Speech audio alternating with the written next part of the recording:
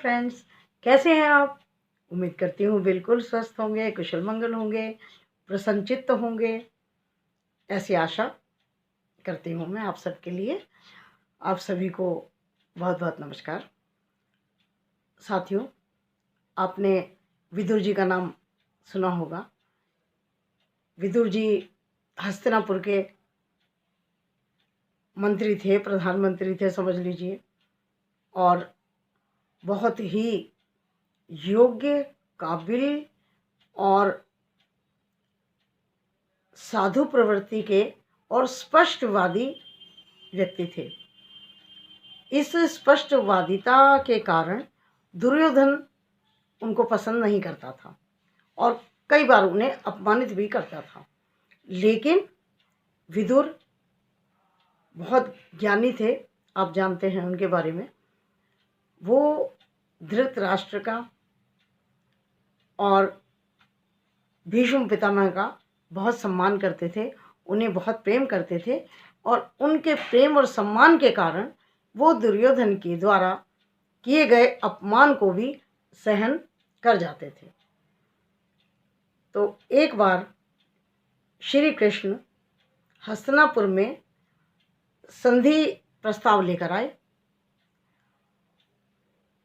आप जानते ही हैं इस युद्ध के बारे में सब चीज़ें। तो संधि प्रस्ताव लेकर आए। जो विदुर जी थे और उनकी पत्नी, वो दोनों ही कृष्ण भक्त थे और बहुत अधिक कृष्ण में उनकी श्रद्धा थी, विश्वास था।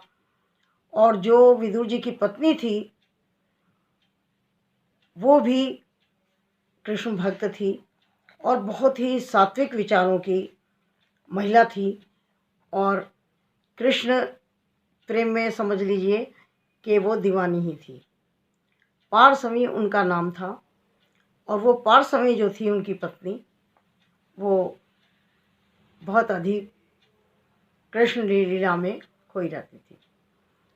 तो जब ये श्री कृष्ण वहाँ पर हस्तिनापुर में संधि प्रस्ताव लेकर आए तो दुर्योधन ने उस संधि प्रस्ताव को अस्वीकार कर दिया, और अस्वीकार करने के बाद श्री कृष्ण को रात्रि में अपने यहाँ विश्राम करने के लिए और भोजन करने के लिए कहा।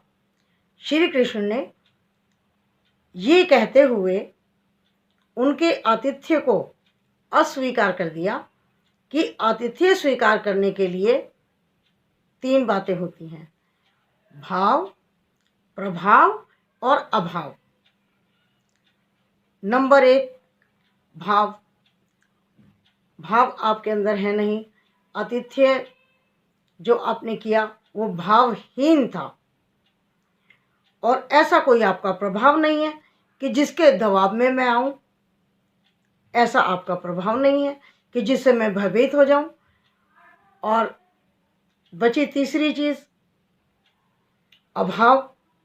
तो मुझे कोई ऐसा अभाव नहीं है कि जिसकी पूर्ति के लिए मैं आपका आतिथ्य स्वीकार करूं।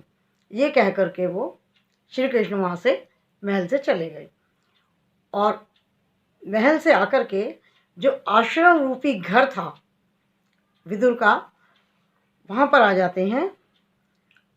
और उस समय विदुर घर में नहीं थे, और जो उनकी पत्नी थी वो स्नान कर रही थी।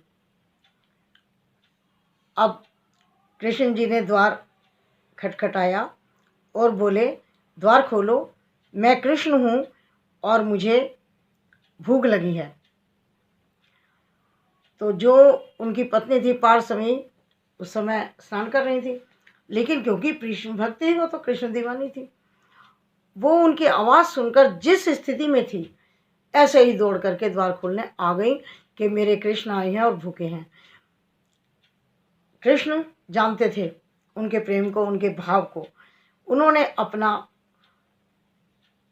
पीताम्बर उनके तन पर ढक दिया, और वो कृष्ण का हाथ पकड़कर खींचकर बड़े सम्मान के साथ अंदर ले गई, और वहाँ पर पेड़ा बिछाया और उन्हें बैठने को कहा। और इतनी भाव विभोर थी वो, इतनी मग्न थी कि उसको ये पता ही नहीं लगा कि उन्होंने उल्टा पीड़ा बिछाया। और कृष्ण उनके प्रेम में इतने वो भी भाव विभोर हो रहे थे कि भक्ति भक्ति देख करके उनकी, कि वो उल्टे पीड़े पर ही बैठ गए। अब अंदर से दौड़ करके जो पत्नी थी विदुर जी की, वो केले लेकर आई और इतनी भाव मग्न होके वो छील रही थी कि छील करके छिलके तो श्री कृष्ण जी को खाने के लिए देती जा रही थी और गुदा फेंकती जा रही थी। और श्री कृष्ण बड़े आनंदित होकर के उसको ग्रहण कर रहे थे। इतनी देर में विदुर आ जाते हैं। अब विदुर जैसे देखते हैं कि श्री कृष्ण जी को उल्टे पीढ़े पर बैठा रखा है और क्या ये छिलके खिला रही हैं, तो वो क्रोधित हुए। उन्होंने अपनी पत्नी को डांटा। तो डांट सुनते ही उन्हें होश आ गया एकदम। और होश आते ही फिर उन्होंने देखा कि ओहो, उल्टे पीढ़े पर मैंने बिठाया हुआ था। तो विदुर जी ने सीधे करके उन पर बिठाया और श्री कृष्ण जी को गूदा खिलाने लगे। तो कृष्ण जी ने कहा, विदुर तुम असमय आए हो, तुम बेसमय आए हो, सही समय पर नहीं आए हो। क्योंकि मैं तो इनके प्रेम मग्न होकर के बहुत आनंद ले रहा था उन छिलकों का जो मुझे पार्श्वी खिला रही थी, लेकिन आपके गूदे में मुझे वो आनंद नहीं मिला। तो भाव विभोर हो गई, चरणों में पड़ गई विदुर जी की पत्नी। और विदुर जी और वो दोनों बहुत खुश हो गए उनका सानिध्य पाकर। तो इस कथा से ये जाहिर होता है कि भक्त भी भगवान के प्रेम में मतवाले तो होते हैं, लेकिन भगवान भी भक्तों को उसी प्रकार से देखते हैं जिस प्रकार से भक्त उनको देखता है। आशा है आपको ये कथा अच्छी लगी होगी। अच्छी लगी हो तो इस चैनल को सब्सक्राइब, लाइक और शेयर कीजिएगा। धन्यवाद। फिर मिलते हैं अगली वीडियो में।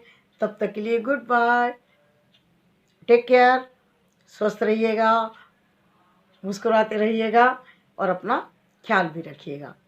नमस्कार।